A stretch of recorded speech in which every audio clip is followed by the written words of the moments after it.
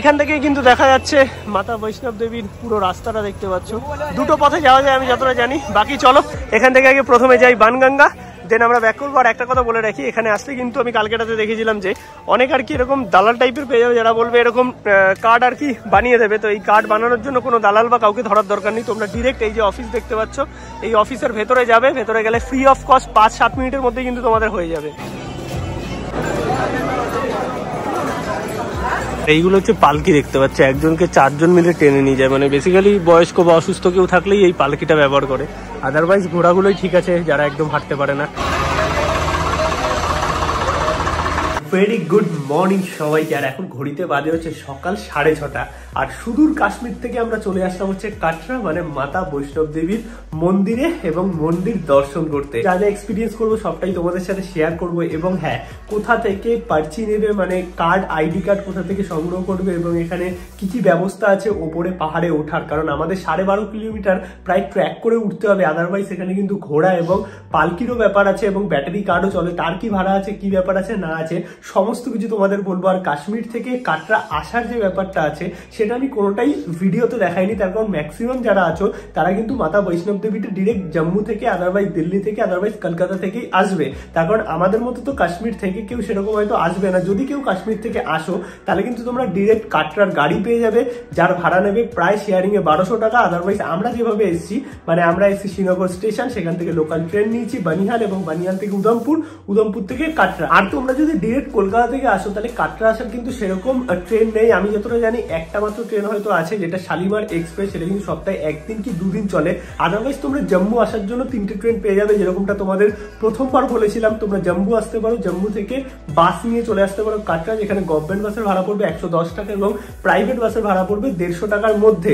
Otherwise তোমরা যদি গাড়িতে আসো তাহলে কিন্তু 250 টাকা শেয়ারিং ট্যাক্সিতে পড়বে। আমার মতে ট্রেনে করে জম্মু আসো বা দিল্লি থেকে কাটরা আসার কিন্তু অ্যাভেলেবেল অনেক ট্রেন আছে। তো কাটরা স্টেশন থেকে ডিরেক্ট তোমরা চলে আসতেই পারবে মাতা বৈষ্ণব দেবী দর্শনের জন্য। আর এখানে এসে তোমরা কোথায় থাকবে, আশেপাশে মানে বাস স্ট্যান্ডের আশেপাশে প্রচুর তোমরা হোটেল পেয়ে যাবে। আর ডিলাক্স ক্যাটাগরির হোটেল কিন্তু আমি পেয়েছি 800 টাকার মধ্যে। আর আমরা যে হোটেলটা নিয়েছি এটা হচ্ছে একদম বাস স্ট্যান্ড থেকে 2 মিনিট জাস্ট দূরে। এই হচ্ছে রুম দেখতে পাচ্ছ, পুরো ডিলাক্স ক্যাটাগরির রুম আছে। এদিকে টিভি থেকে শুরু করে মিরার, বেড সমস্ত কিছুই পেয়ে যাবে। আর এইদিকে হচ্ছে ওয়াশরুমও তোমাদের দেখিয়ে দিই, একদম বড় সড়ো ওয়াশরুম আছে, গিজার দেওয়া। তো এই রুমটা আমি পেয়েছি জাস্ট 800 টাকাতে। আর এই ছিল মোটামুটি কাটরা নিয়ে সমস্ত ইনফরমেশন। এবং মাতা বৈষ্ণব দেবী দর্শনে আসলে তোমরা কোথায় থাকবে, কিভাবে আসবে, টোটাল ডিটেলস আই হোপ তোমাদের দিয়ে দিয়েছি। একটু জাস্ট ট্রেনের টাইমিং গুলো চেক করে নেবে, কারণ কে কোন ট্রেনে আসবে সেটা অবভিয়াসলি তোমাদের ওপর। বাকি এখন বেরোই তাড়াতাড়ি। আমরা নেবো হচ্ছে আইডি কার্ড, মানে এখানে পার্চি নিতে হয় আগে থেকে তোমাদের ডিটেলস দিয়ে। তার জন্য কিন্তু আধার কার্ড ক্যারি করতে হবে এবং প্রতি পার্সনকে কিন্তু যেতে হবে আইডি কার্ড বানানোর জন্য, যেটা বাস স্ট্যান্ডের সামনে। তোমাদের টোটাল ডিটেলস দিচ্ছি, আগে বেরোই। ব্লগটা জাস্ট এনজয় করতে থাকো।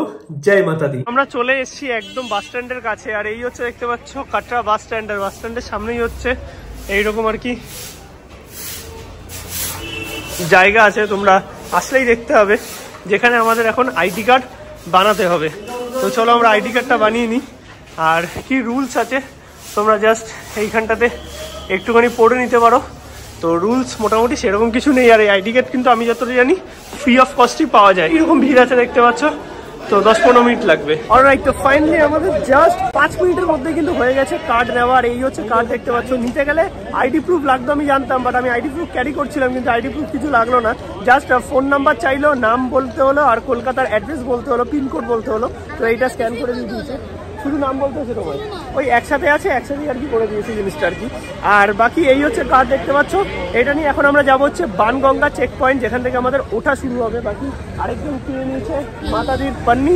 তো চলো এখন বেরোনো যাক, টোটাল ব্যাপারটা তোমাদের বলবো। আর এখান থেকে বানগঙ্গা যাওয়ার জন্য তোমরা কিন্তু অটোও পাবে, ঠিক আছে? এই অটোগুলো করে যদি যেতে হয় মোটামুটি 200 টাকা 150 টাকা এরকম নেয়, বার্গেনিং করে তোমরা চাইলে যেতেই পারো। আর এখান থেকে বানগঙ্গা হচ্ছে 1.2 কিলোমিটার। আর বাকি আমাদের টোটাল যে ট্র্যাক করতে হবে সেটা হচ্ছে 12.5 কিলোমিটার। এবার এই ট্র্যাকিংয়ে কী কী ব্যাপার আছে সেটা সমস্ত কিছু তোমাদের বলবো। আর তার থেকেও বড় কথা, যাতায়াতের পথে প্রচুর খাবার দাবার জায়গা কিন্তু তোমরা পেয়ে যাবে, যেহেতু প্রায় 4-4.5 ঘন্টা জার্নি। মানে যদি তোমরা হেঁটে ওঠো এবং আবার নামার সময় 4 ঘন্টা, মানে টোটাল 8 ঘন্টা বা 10 ঘন্টা জার্নি। দেখা যাচ্ছে মাতা বৈষ্ণব দেবীর পুরো রাস্তাটা দেখতে পাচ্ছ। দুটো পথে যাওয়া যায় আমি যতটা জানি। বাকি চলো এখান থেকে আগে প্রথমে যাই বানগঙ্গা, দেন আমরা ব্যাক করবো। আর একটা কথা বলে রাখি, এখানে আসলে কিন্তু আমি কালকেটাতে দেখেছিলাম যে অনেক আর কি এরকম দালাল টাইপের পেয়ে যাবে, যারা বলবে এরকম কার্ড আর কি বানিয়ে দেবে। তো এই কার্ড বানানোর জন্য কোনো দালাল বা কাউকে ধরার দরকার নেই, তোমরা ডিরেক্ট এই যে অফিস দেখতে পাচ্ছ এই অফিসের ভেতরে যাবে, ভেতরে গেলে ফ্রি অফ কস্ট 5-7 মিনিটের মধ্যে কিন্তু তোমাদের হয়ে যাবে। এখানে কিন্তু কোনো বেল্ট পরে তোমরা আসবে না, চামড়ার জিনিস ক্যারি করা যাবে না, মোবাইল ক্যারি করা যাবে না, যদিও ওপরে ক্লক রুম আছে। আমি একটাই জাস্ট ব্যাগ নিয়ে নিচ্ছি, ব্যাগের মধ্যে সবটা ঢুকিয়ে দেন ক্লক রুমে রেখে দেবো, এবং ক্লক রুমও ফ্রি অফ কস্ট আমি যতটা জানি। বাকি যা যা ইনফরমেশন পাবো তোমাদের সাথে শেয়ার করতে থাকবো।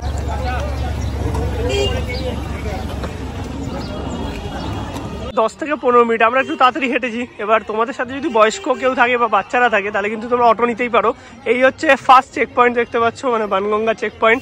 এখান দিয়ে আমাদের ঢুকতে হবে, আর অটো কিন্তু এখানে এসেই তোমাদের ছাড়বে। ফাইনালি আমরা ঢুকে গেছি, আর যেখানে চেক পয়েন্টটা ছিল সেখানে হচ্ছে আমাদের পুরো ব্যাগ ট্যাগ চেক করলো, সমস্ত কিছু আইডি কার্ড তো করাই আছে।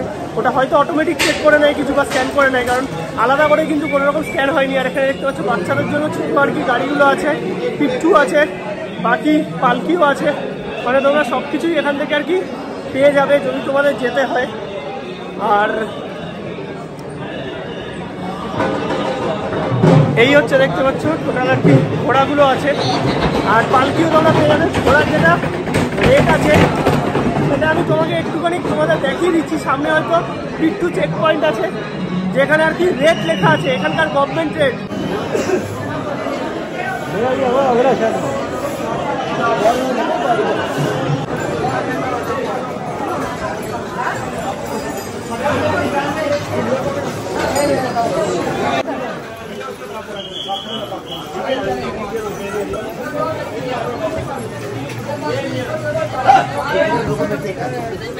পজ করে একটু ওই জায়গাটা দেখে নিও কি কি প্রাইস আছে। আমি যেটুকু দেখলাম যে তোমরা হাফ পথও যেতে পারো, মানে এখান থেকে আর্ধকুমারী অবধিও যেতে পারো, তার একটা প্রাইস আছে, এবং টোটালটা বুক করলে একটা প্রাইস আছে। এটা কিন্তু ওয়ান টাইম, মানে যাওয়ার জন্য। আসার জন্য কিন্তু আবার তোমাদের টাকা দিতে হবে, সেটা ঘোড়ার ক্ষেত্রেই হোক না কেন, পালকির ক্ষেত্রেই হোক না কেন, বা ব্যাটারি গাড়ি যদি তোমরা বলো, ব্যাটারি গাড়ি কিন্তু চলে আর্ধকুমারী থেকে পুরো ভবান অবধি, মানে এখান থেকে কিন্তু ব্যাটারি গাড়ি চলে না। তো বাকি এখানে প্রচুর দোকানপাট আছে, তোমরা রয়েছ হয়ে হালকা ফুলকা কিছু খেয়ে দে দেন উঠতে পারবে। আর আমরা হাঁপিয়ে গেছি, অনেকক্ষণই হাঁটছি। আমরা জার্নি শুরু করেছি 7:30 থেকে, তো দেখা যাক কতক্ষণ লাগে আমাদের পুরো ভবান অবধি পৌঁছাতে। গুগল 3.5 ঘন্টা দেখাচ্ছে, বাট অ্যাপ্রক্স আমরা দাঁড়িয়ে দাঁড়িয়ে আস্তে আস্তে হাঁটলে প্রায় 4 ঘন্টা 4.5 ঘন্টা তো লেগে যাওয়ারই কথা। বাকি দেখা যাক। আর এখানে তোমরা চাইলে লাঠিও নিতে পারবে, লাঠি হচ্ছে 20 টাকা করে। আবার তোমরা যদি ওই দোকানে এসে লাঠিটা আবার ব্যাক করো তাহলে কিন্তু 10 টাকা ফেরত পাবে, মানে লাঠির দাম 10 টাকা হয়ে যাবে। তো এই হচ্ছে মোটামুটি ব্যাপার। বাকি চলো।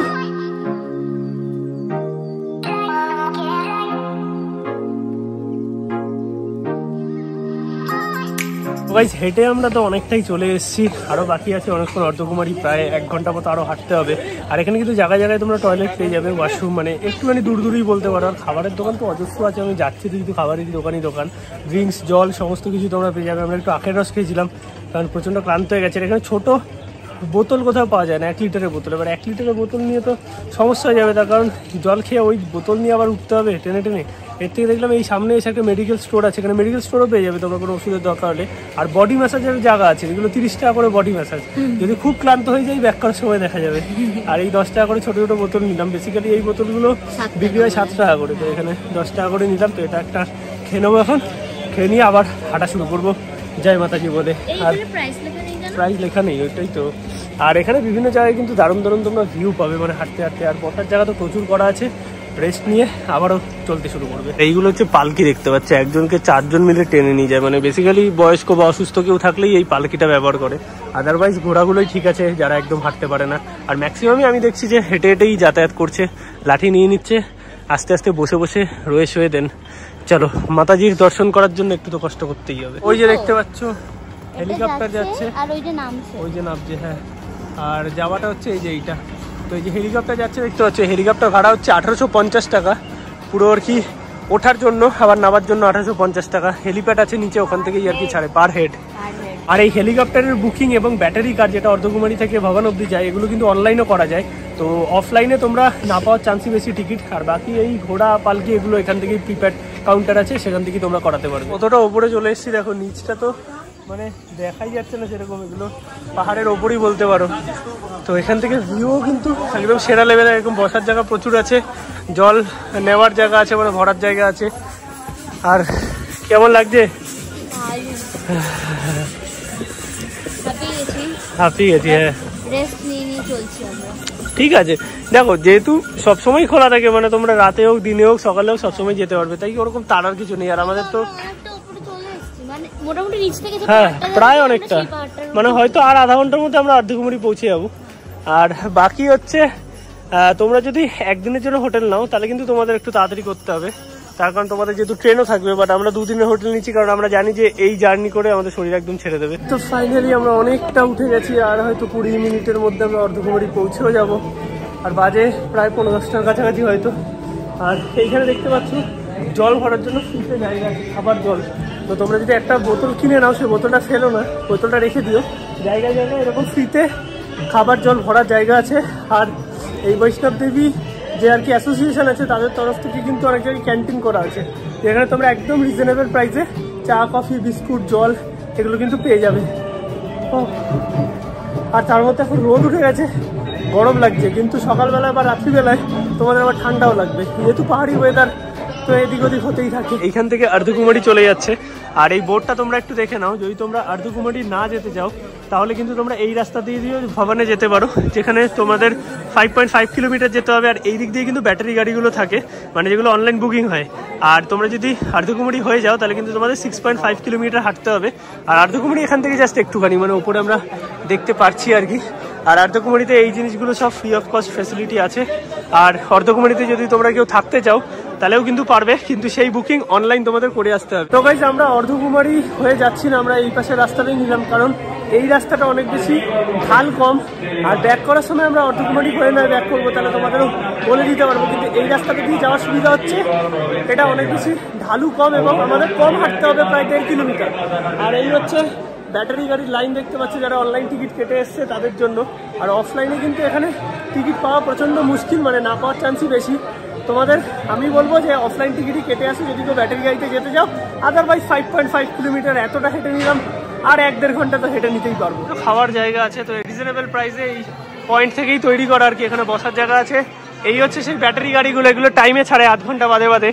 আর বাকি যারা হেঁটে যাচ্ছে তারা কিন্তু এই রুটটাই নিচ্ছে, কারণ এই রুটটা একদমই সেরকম চড়াই উতরাই নেই একদম। এখান থেকে একটু নিলাম হচ্ছে চা, 2টো চা নিলাম, একটা জলের বোতল নিলাম। তো একটু চা খেয়ে দেন আবার আমরা ওঠা শুরু করবো। আর এখানে বসার জায়গা আছে, তোমরা বসে রেস্ট নিয়ে নিতে পারবে। ফাইনালি আমরা সাকসেসফুল আর পৌঁছে গেছি ভবন।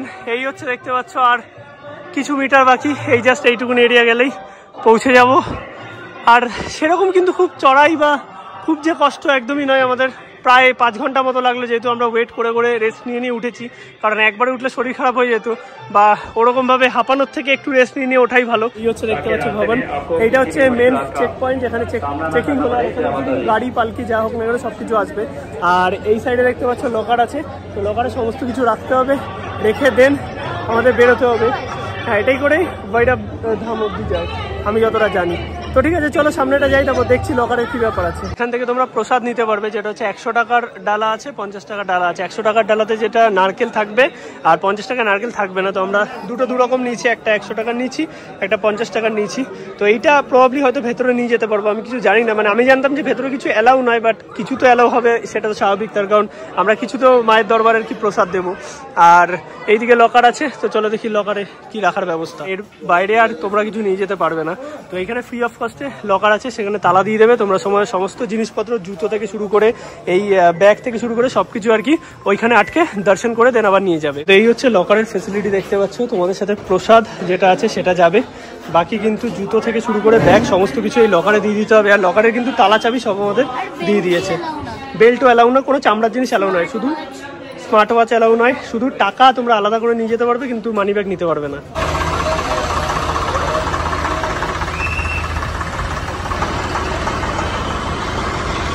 অলরাইট, তো ফাইনালি আমাদের দর্শন করা কমপ্লিট। এত সুন্দর দর্শন করলাম, সিরিয়াসলি দুর্দান্ত লাগলো। মানে মনের শান্তি এসে গেল যাকে বলে। এই হচ্ছে ভবন, দেখতে পাচ্ছ। ভেতরে বেশিক্ষণ দাঁড়ানো হলো না, আমরা কিন্তু ভোরবেলা স্টার্ট করেছিলাম তো একদমই ফাঁকা ছিল, বাট এখন কিন্তু পুরো দেখতে পাচ্ছ লাইন পড়ে যাচ্ছে আস্তে আস্তে। মানে তোমরা যত সকালে পারবে একটু আসার চেষ্টা করবে। আর এইখানে যে প্রসাদটা নিয়ে গেলাম, ভেতরে সেরকম কিছু হয়নি, বাট হ্যাঁ ওখান থেকে একটা ছোট পাউচের মতো প্রসাদ দেবে, যেটাই আর কি মেন প্রসাদ। তো সেটা আমরা নিয়ে নিয়েছি। সবাই কিন্তু যে মেন প্রসাদ আছে সে প্রসাদও সবাই পাবে প্যাক করার সময় প্রসাদ কাউন্টার থেকে, তো ওটাই মেন প্রসাদ। আর বাকি তো এখানে সব জায়গাতে বিভিন্ন রেটে প্রসাদ পাওয়া যাচ্ছে দেখছি, বড় বড় শপিং মল আছে, সেখানে আবার 300 টাকা 500 টাকারও প্রসাদ পাওয়া যাচ্ছে। তোমাদের বাজেট অনুযায়ী তোমরা প্রসাদ নিতে পারো, কিন্তু কোনো প্রসাদই আমি দেখলাম না যে ভেতরে মায়ের পায়ে ছোঁয়ানো হলো বা কোনো পুজো দেওয়া হলো। তো সেটা তোমরা নিয়ে যাবে আবার নিয়ে চলে আসবে। মেন প্রসাদ কাউন্টার থেকে প্রসাদ সবাইকে দেওয়া হয়। একটা জিনিস খুব ভালো লেগেছে, দর্শন তো খুব ভালো হয়েছে। আর এখানে মানে অন্য জায়গার থেকে খুব ভালো লাগলো যে কোনো পান্ডার ব্যাপার নেই, তোমার কাছে একটা পয়সা কেউ চাইবে না ভেতরে, মানে ভেতরে হোক বাইরে হোক যেখানেই হোক না কেন। আর তার থেকেও বড় কথা, মানে যিনি পুরোহিত বসে আছেন ভালোভাবে সবাইকে দর্শন করাচ্ছেন, ভেতরে যে শিলামূর্তি আছে মায়ের, তো সবটা দর্শন করিয়ে তিনিও একটা টাকাও চাইবে না বা দক্ষিণার কথা বলবেও না। তোমরা দিলে দাও, না দিলে না দাও, ওখানে ডোনেট কাউন্টার আছে, সেখানে তোমরা দিতে পারো চাইলে। তো সেটা পুরোটাই নিজের মন থেকে। এখন আমরা হচ্ছে ভৈরবনাথ দর্শনে যাচ্ছি। আর এই হচ্ছে টিকিট নিয়ে নিয়েছি রোপওয়ের। তো এই হচ্ছে রোপওয়ের জায়গা যেখান থেকে রোপওয়েতে ওঠে। আর একটা রোপওয়ে তো অনেককে নেয়, মানে প্রচুর মানুষ নেয়। তো রোপওয়েটা ছাড়ুক, তারপর তোমাদের দেখাচ্ছি।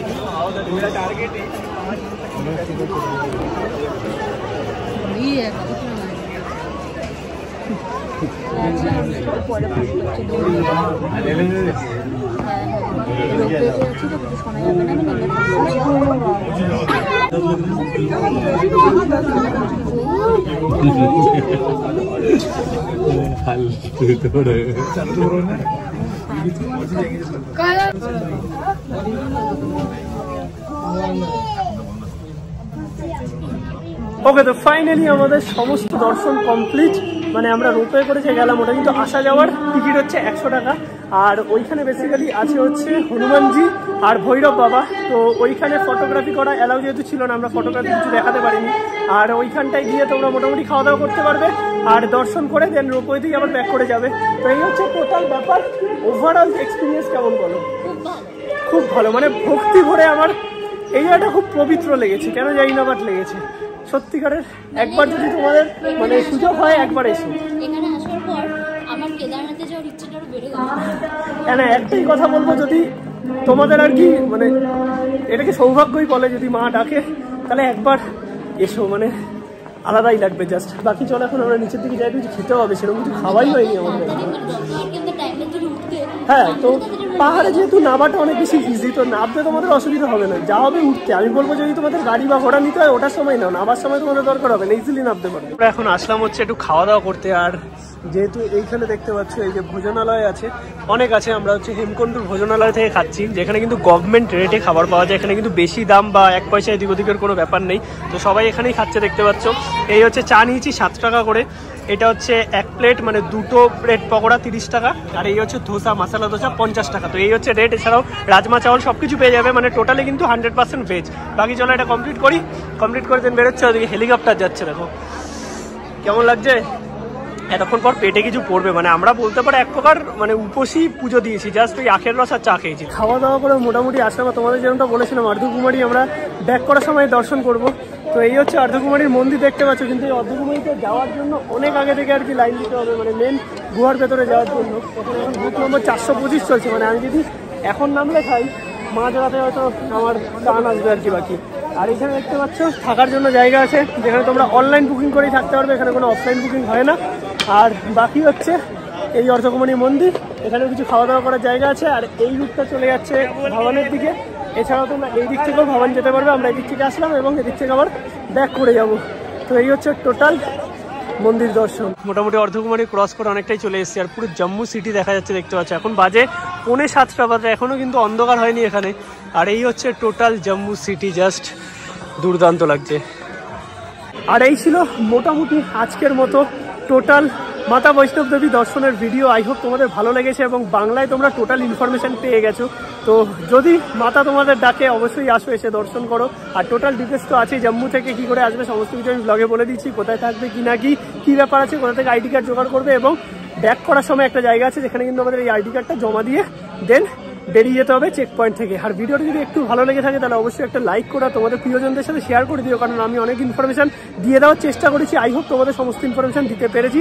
যদি কোনো কোয়ারি থাকে কমেন্টে জানিও। আর যদি কারো ছোট বাচ্চা থাকে, বাচ্চাদের কিন্তু নেওয়ার জন্য ছোট ট্রলিগুলো আছে, যেগুলো করে তোমরা কিন্তু নিয়ে যেতে পারবে। এবং ওটা মনে হয় আমার বেশি ভালো, তার কারণ একজন মানে মা বা বাবা যেই হোক না কেন বাচ্চা কোলে নিয়ে এতটা পথ যাওয়া অসম্ভব হয়ে যায়। আর বয়স্ক মানুষ বা অসুস্থ মানুষ থাকলে ওই পালকিগুলো আছে। তো চলো সবাইকে আজকের মতো tata, good night from Jammu Katra.